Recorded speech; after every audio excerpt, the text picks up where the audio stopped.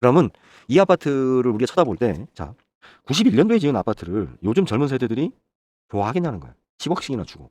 위치가 좋으니까. 그렇죠. 위치가 좋으니까. 그런데 요즘 젊은 세대는, 젊은 사람들은 조금 멀어도 돼. 네? 위치가 좋은, 그러니까 내가 차를 안 가지고 다니거나, 뭐 주변에 뭐 이렇게 재래시장도 다니고 뭐하고 이런 양반들 입장에서 봤을 때는 여기가 위치가 좋은 거지만, 해외도 나가고, 뭐, 응? 애들 데리고 캠핑도 다녀야 되고, 시골에 부모님도 뵈러 가야 되고, 뭐 이런 젊은 사람들 입장에서 봤을 때, 처갓댁이라든지 처갓집하고 또 거리도 생각해야 되고, 자, 이런 복합적인 생각을 했을 때, 지금 현재 30대들, 40대들이 이 집을 구매하고 싶은 동기부여가 되려나요?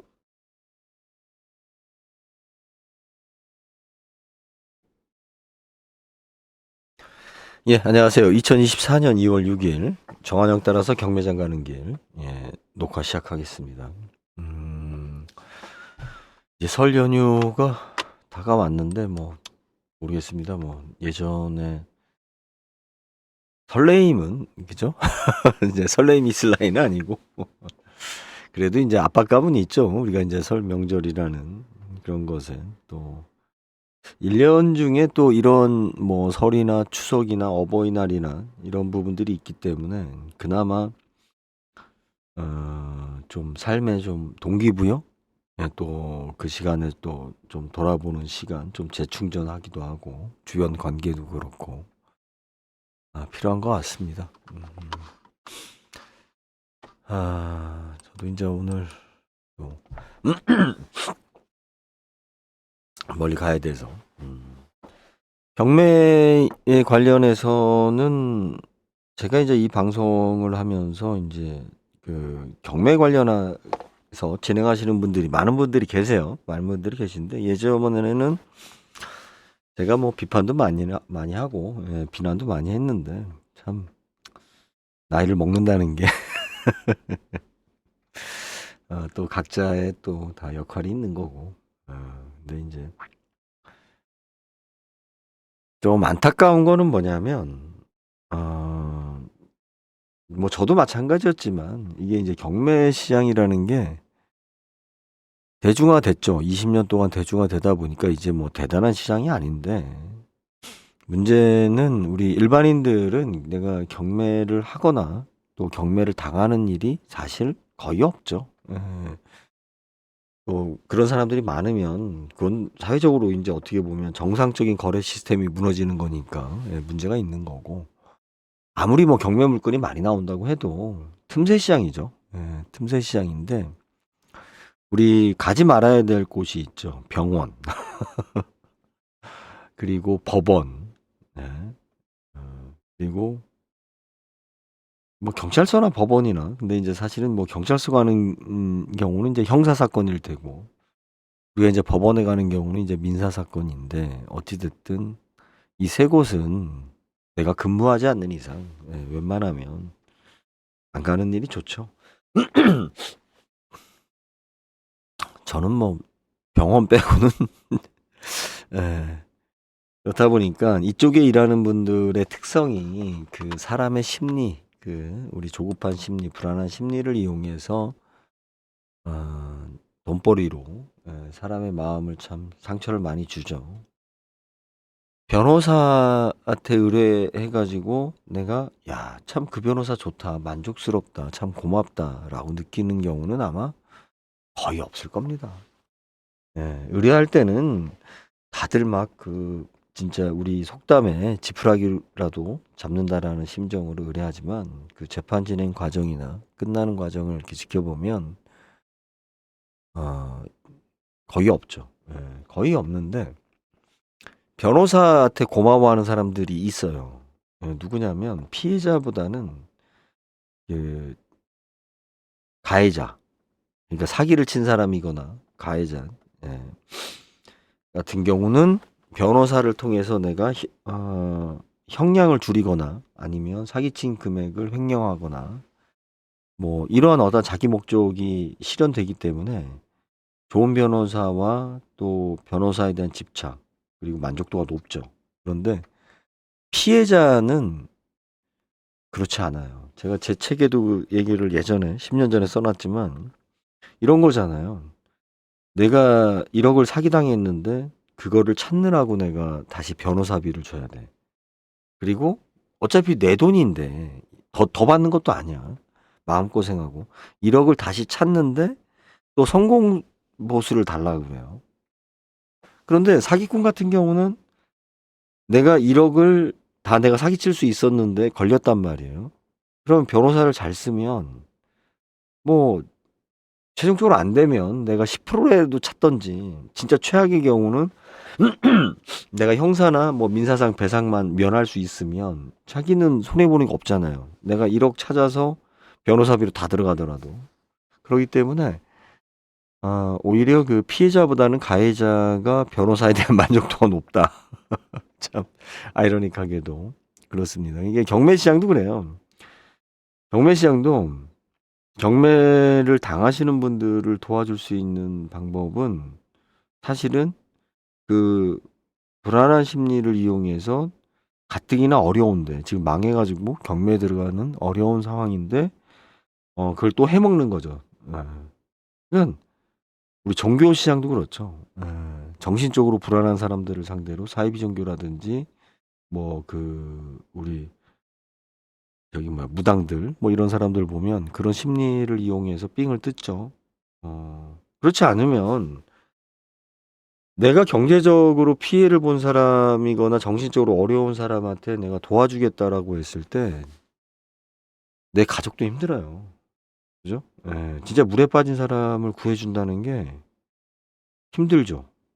내가 희생해야 되고, 그리고 그 희생을 통해서라도 도와줬는데 결과가 나쁘면 원망을 또 그대로 들어요. 그러니 오히려 그렇게 할 바에는 경매를 당하는 사람보다, 그러니까 경매를 당하는 사람은 어떻게 이용하는 거냐면 도와준다라는 이유로 그 사람들한테 또 한 번 삥을 뜯는 거죠. 그러니까 그나마 남아있는 진짜 벼룩의 간을 다시 한 번 더 빼먹는 그런 거고, 그렇지 않으면 경매를 하는 사람들한테, 그 사람들은 뭐 어떤 탐욕, 이제 탐욕이죠. 예, 싸게 살려고 그러놨다 이런 거를 이용해서 내가 도와주겠다라고 하고 좀 삥을 뜯는. 그러니까 후자가 많죠. 전자보다. 예, 전자는 되게 보면은 심리적으로 도와준다고 해놓고 이제 또 한 번 등을 쳐먹는. 하여튼 시장이 그래요. 예, 이쪽 바닥 시장이.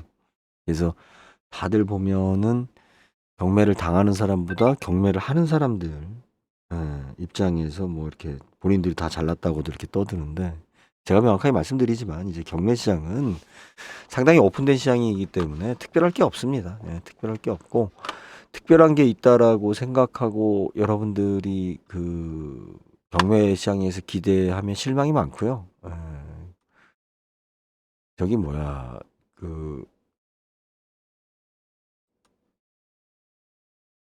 네, 그래요. 아무튼 일단 좀 봅시다. 오늘 경매 법원 보니까 지금 제가 지금 참가 인원을 보고 있는데 의정 고양 40명, 뭐 150명, 인천 150명 정도 100명, 인천 부천 150명. 이거 뭐 정확하지는 않을 거예요. 예, 150여 명. 그냥 뭐 대략적으로 아마 이 지역에 뭐 이런 데는 대전 홍성 같은 경우는 시장 규모가 작으니까 30명, 대구 경주 40명, 40명, 울산 130명, 제주 100명. 아마 그냥 뭐 대략적으로 이제 추론했을 겁니다. 그죠? 이게 뭐 굉장히 뭐 중요한 정보도 아니고 저기죠. 재밌으라고 재밌으라고 이제 이렇게 하는 거니까. 오늘 서울 서부 11억 9천짜리가 9억 5천2백에 낙찰이 됐네요. 입찰자가 2명 였어요. 이 오물건을 볼까요? 그냥 지금 막 낙찰이 된 거니까. 아마 경매장에서 뭐 이 옥션원 직원이 알바 하시는 분이 뭐 노트북으로 열심히 데이터를 올리시는 것 같은데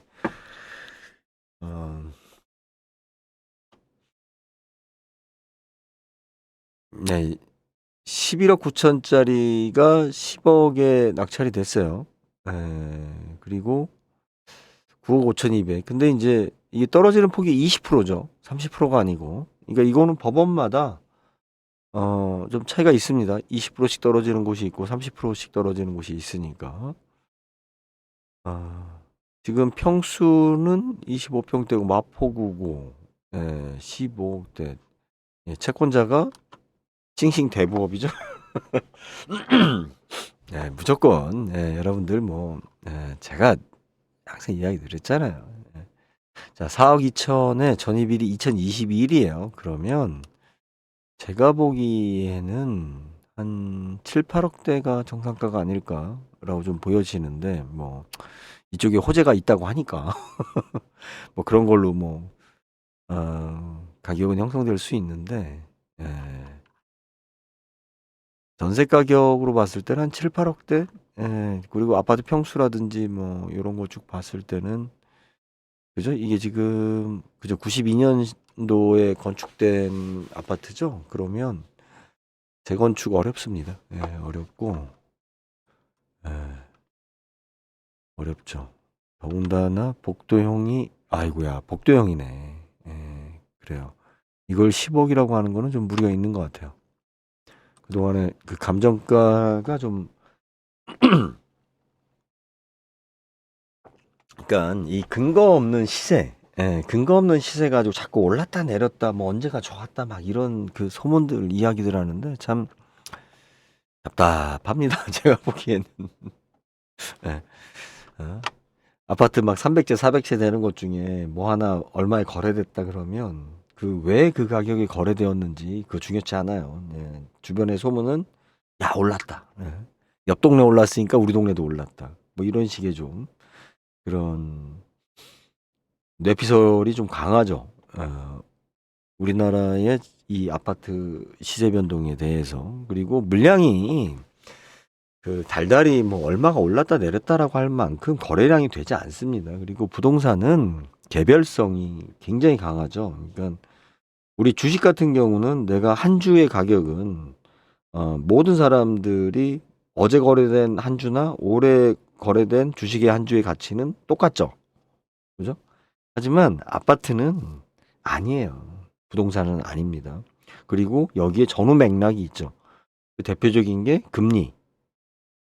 그럴 수 있잖아요. 금리가 낮았을 때 예를 들어서 10억에 거래된 거와 금리가 비쌀 때 10억에 거래된 거는 완전히 다르죠. 만약에 금리가 1%대로 떨어졌다라고 해보세요. 지금 아파트 값이. 지금 아파트 값 2배로 올라도 무리 없어요. 금리가 1%인데 뭐. 그런데 또 세금. 그죠? 뭐 이런 것들. 여러 가지 복합 요소가 같이 엉겨서 시세라는 게 형성이 되는 거기 때문에 시세라는 것을 갖다가 자꾸 주변에 얼마에 팔렸다. 제가 상담할 때 보면 그런 이야기들 많이 하세요. 그런데 나중에 시간 지나면 결론을 이렇게 내보면 제 이야기가 맞는데도 당시에는 네가 뭘 알아 뭐 이렇게 얘기하는 분들이 많아서 우리가 그 가치 평가라는 거를 갖다가 자꾸 여러분들이 착각하시는 게 그렇잖아요. 만약에 어떤 집에 레스토랑 가서 돈가스를 먹는데 제가 돈가스 세대니까 돈가스를 먹는데 뭐 1인당 10,000원이야. 그런데 그 10,000원 가지고 그 식구들이 야 우리 외식했어 좋아 뭐 이런 분위기를 느낀다라고 하면 그건 가치 평가를 10,000원이라고 할 수가 있죠. 그런데 고속도로 고속버스 터미널에서 분식집에 가서 돈가스를 먹는데 돈가스라는 이유로 10,000원에 팔아. 근데 보니까는 뭐 냉동 돈가스 갖다 튀겨 가지고 그냥 대충 해 가지고 양파 쓸어 아니 뭐야 양배추 쓸어 놓고 뭐 이렇게 해서 주는데 10,000원이야. 그러면 아이씨 내가 순대국밥을 먹고 말지 뭐 이런 인스턴트를 먹는데 그러니까 저희 어렸을 때 경양식 가서 먹는 그 우리 그 1988인가요? 덕선이 나오는 거기 보면은 그 누구야 그 저기 로또 돼 가지고 된 부잣집 외식한다고 비프 스테이크 먹고 돈가스 먹고 제가 어렸을 때의 배경이니까 그때의 그 돈가스를 바라보던 그 가치와 지금 가치 다르잖아요. 그죠? 예. 그러니까 가치 평가라는 것을 할 수 있으려면 대한민국 전체의 아파트 값이 머릿속에 있어야 돼요. 단순히 요즘 자꾸 서울에 무슨 뭐 나 진짜 걔네들 보면 참 한심해. 씨. 어? 제가 몇 년 전에 그 온라인상에서 저하고 뭐 이렇게 시답지 않은 애들하고 막 그 이렇게 다툼이 있을 때 그때 강남 불패론 가지고 뭐 참 한참 많이 떠들던데, 아니 뭐 강남에 태어나면 금수저 뭐 물고 태어났어요? 월급이 똑같고 먹고 사는 비용이 똑같은데, 그리고 경제적인 가치라는 게 과연 그 돈을 주고 우리가 어 쓰일 만큼 그 가치가 있느냐, 이런 생각을 해야지. 그때 그 가격이 거래됐다라고 해서 가치가 그렇게 있다 이렇게 얘기하면 안 되잖아요. 예? 우리가 서울 강남이 서울 다른 지역보다 왜 비싸야 되냐라고 해서 인정하는 부분이 있잖아요. 그거만큼 인정할 수 있는 거죠, 그 가치를. 하지만 단순히 서울 강남이라고 해서 더 이상의 가치를 가격을 이야기한다? 그러면 뭐 하든지 말든지 안 쳐다보면 돼. 왜? 지들이 가격 올려놓고 세금 더 내고, 세금 더 내니까 더 힘들어지고 더 거래 안 되고, 어? 나중에 그래도 부자들이 많아서 산다? 아유, 그런 헛소리 좀 하지 마. 부자들 그렇게 많지 않아요. 많으면 그게 부자인가. 그리고 부자들은 이미 가지고 있어요. 내가 집이 있는데 뭘 또 사, 강남에. 예? 서로 그냥 가격 올린다고 하니까 그냥 좋은 거지. 그래서 경매할 때 여러분들 낙찰받는 사람들 입장에 저하고 상담을 받을 때 가장 큰 장점이 뭐냐면, 자, 지금 우리가 전략적으로 이거 경매를 낙찰받는 것도 중요하지만 지금 이 가격이, 그죠? 빠질 수 있는 가격이냐 버틸 수 있는 가격이냐 이거예요. 이게 자체가 지금 이 물건만 딱 봤을 때는 제가 뭐 좀 디테일한 분석을 하기 전에, 자, 91년도에 승인된 아파트예요. 91년도에. 그럼 이 당시에 아파트가 어떤 건지 우리가 머릿속에 떠오르잖아요. 그죠? 더군다나 복도형이야. 그러면 이 아파트는 유통기한은 남아 있는데 사용기한은 안 남아 있어요. 왜? 91년도에 입주했었던 30대가 지금 몇 살이에요? 이분들이 70살이야. 예? 70살이라니까. 저때 입주했었던 신혼부부들이 70살이라니까요. 여기 이 동네 아파트를 갖다 등기부를 다 떼보면 적어도 50% 이상은, 물론 아닐 수도 있겠지만 원래 있었던 분들이에요. 계속 그냥 살던 분들이야. 예? 이분들이. 어? 그렇다고 해서 80살은 아니란 말이에요. 91년도니까 지금 현재 우리가 현대 압구정동 아파트라든지 지금 도곡동에, 아니 저기 뭐야 음마 아파트 같은 경우 그 79년도인가요? 그럼 거기하고도 갭 차이가 몇 년 차이예요? 79년이니까 한 11년, 12년 정도 차이가 나잖아요. 아직도 음마 아파트가 지금 재개발을 못 하고 있으니까. 그런데 그 후에 지금 분양된 아파트란 말이에요. 91년도에. 그죠? 일단 재건축 불가해요. 이거는 아파트 단지 크기도 그렇고 뭐 나중에 언젠간 되겠지가 상황이 좀 다르죠, 지금하고. 왜 그런 생각을 못 하나 모르겠어요. 이미 이 아파트가 재건축할 시점은 어떤 시점이에요? 우리나라가 극도로 초고령화 사회에 된 시점이란 말이에요. 초고령화 사회로 이미 진입된 시점에 재건축을 이야기할 수밖에 없는 아파트라고. 동의율이 나오겠어요? 설사 동의율이 나오면, 자, 이 시점에 됐을 때는 서울시에 음마 아파트부터 해서 지금 뭐 둔촌 주공부터 해서 수없이 많은 단지들이 새로 지금 수만 세대들이 분양이 돼서 된 후란 말이에요. 얘가 10년 후에 재건축이 된다라고 하면. 예? 그때 어떤 시장이 펼쳐질까 한번 머릿속에 그려보자 이거예요. 예? 이게 수익성이 있나? 그러면 이 아파트를 우리가 쳐다볼 때, 자, 91년도에 지은 아파트를 요즘 젊은 세대들이 좋아하겠냐는 거야. 10억씩이나 주고. 위치가 좋으니까. 그렇죠. 위치가 좋으니까. 그런데 요즘 젊은 사람들은 조금 멀어도 돼. 예? 위치가 좋은, 그러니까 내가 차를 안 가지고 다니거나 뭐 주변에 뭐 이렇게 재래시장도 다니고 뭐하고 이런 양반들 입장에서 봤을 때는 여기가 위치가 좋은 거지만, 해외도 나가고 뭐 애들 데리고 캠핑도 다녀야 되고 시골에 부모님도 뵈러 가야 되고 뭐 이런 젊은 사람들 입장에서 봤을 때 처가댁이라든지 처갓집하고 또 거리도 생각해야 되고 자 이런 복합적인 생각을 했을 때 지금 현재 30대들 40대들이 이 집을 구매하고 싶은 동기부여가 되려나요? 어? 오히려 똑같은 10억이면 조금 외곽이어도 새 집을 원하지. 예? 새 집을 원할 수밖에 없어요. 어? 나이 먹은 사람들은 야 그거나 내가 이거 얼마 주고 샀는데 어? 자동차를 보면 벌써 저도 이제 50대라고 20년 전 된 차나 지금 차나 뭐 얼마나 차이나 있다고. 어? 새 차에 대한 욕구가 별로 없어요. 그리고 왜 내 차가 이 차가 어 왜 인기가 없지를 잘 이해하기 힘들어요. 아직 쓸만한데 이렇게 생각하니까. 근데 젊은 사람들은 싫죠. 싫은 거야. 어. 이 아파트 단지에 사는 사람들 자체 분위기도 싫은 거고 노인네들이 많으니까 이렇게 디테일한 거 분위기 하여튼 모든 게 다 싫은 거예요. 예. 그래서 이런 물건들은 유통기한은 다 된 물건이고 사용기한만 남아있는 물건들이에요. 그래서 이런 물건들을 우리가 입찰을 받을 때 자꾸 주변에 많은 호재들을 이야기하는데 그 호재 반영되기 전에 나이 한갑됩니다. 한갑돼요. 예, 그리고 그 호재는 그냥 호재지 예, 실현된다라는 거는 언제 보장이 없는 거죠. 그리고 1층이에요. 1층인데 야 10억이야. 또 2명이나 입찰을 했어요. 조금 예, 저라면은 어, 권하기 좀 어려웠을 것 같습니다.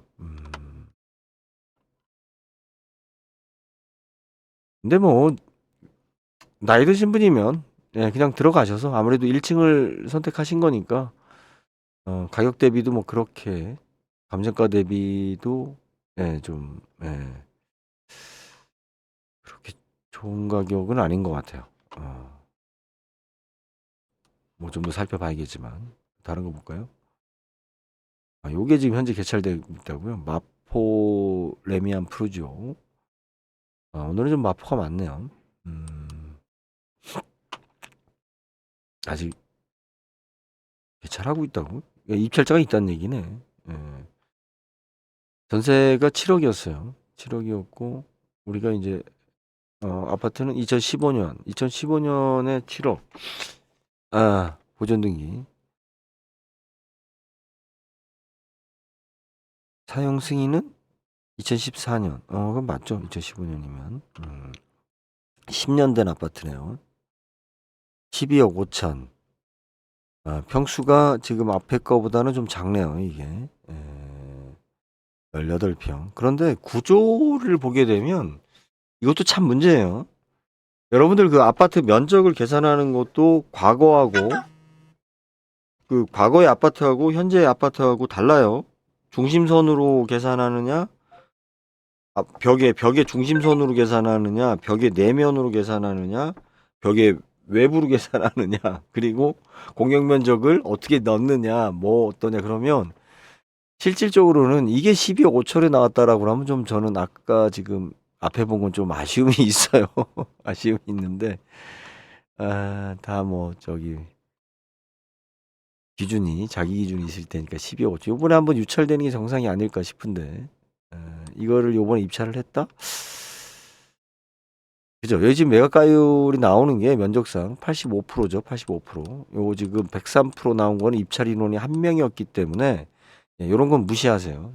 요런 거는 그 관계자인 경우고 전체적으로 봤을 때는 요번에 유찰되는 게 정상이다. 그런데 아까 지금 낙찰이 됐어요, 안 됐어? 모르겠네. 얘들 어떻게 보여주는 거야? 예, 그죠? 이게 지금 요거는 야, 1억 7,500입니다. 1억 6,500인데 1억 7,500이었어요. 최저가보다 더 썼네요. 지분 경매니까 매수인이고 차수인이고 지분이면은 뭐 공유자 우선 매수가 아닐까 싶어요. 그죠? 예, 어차피 2분의 1이니까. 그리고 신한은행에 1억 2,600, 신한카드 청구금액, 신한카드 지분 강제 경매. 어차피 요거는 뭐 저기고, 예, 3천만 원. 예, 공유자 우선 매수. 예, 공유자 우선 매수라고 보여집니다. 예, 자체가. 예, 어차피 이제 이런 거는 이제 부부가 같이 해놨다가, 그죠? 예, 아무래도 부부시겠죠? 나왔으니까. 어쩔 수 없이 낙찰을 받으신 것 같아요. 예, 다 끝났네요. 그죠?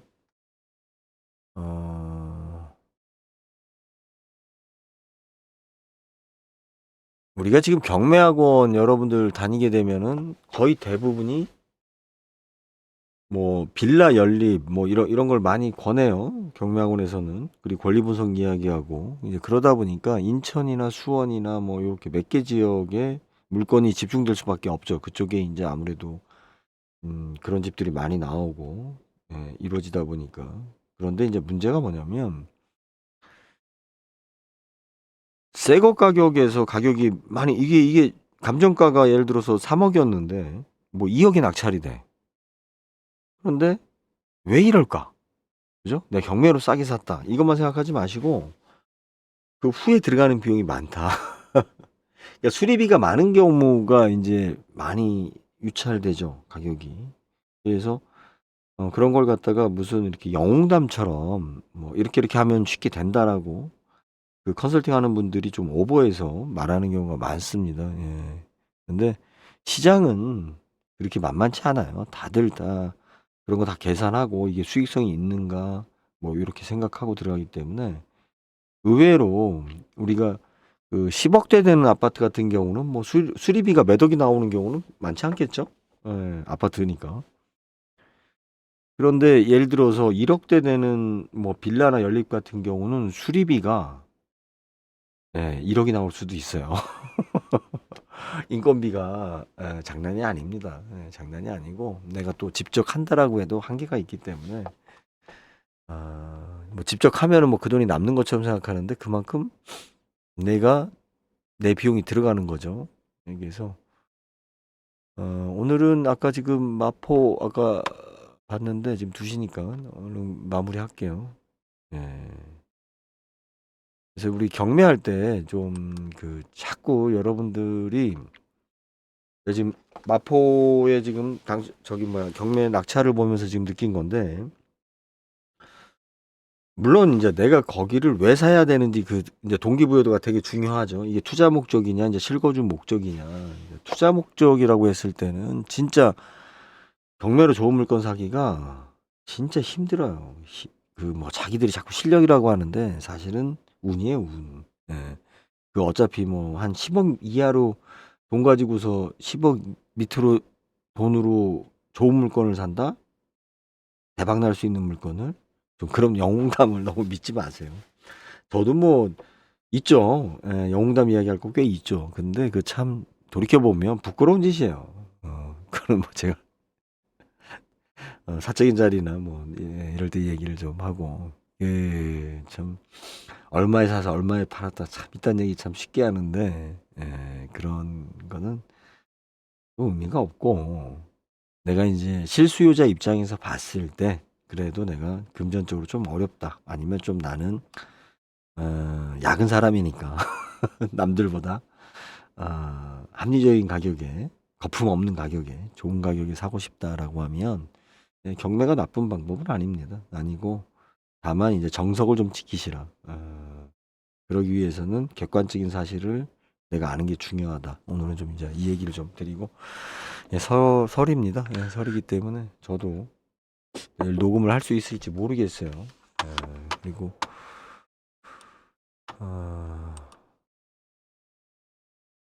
뭐 경매 물건 뭐 다 일일이 보기 오늘은 좀 제가 지금 빨리 끝내야 돼서 여기까지 하겠습니다. 예, 감사합니다.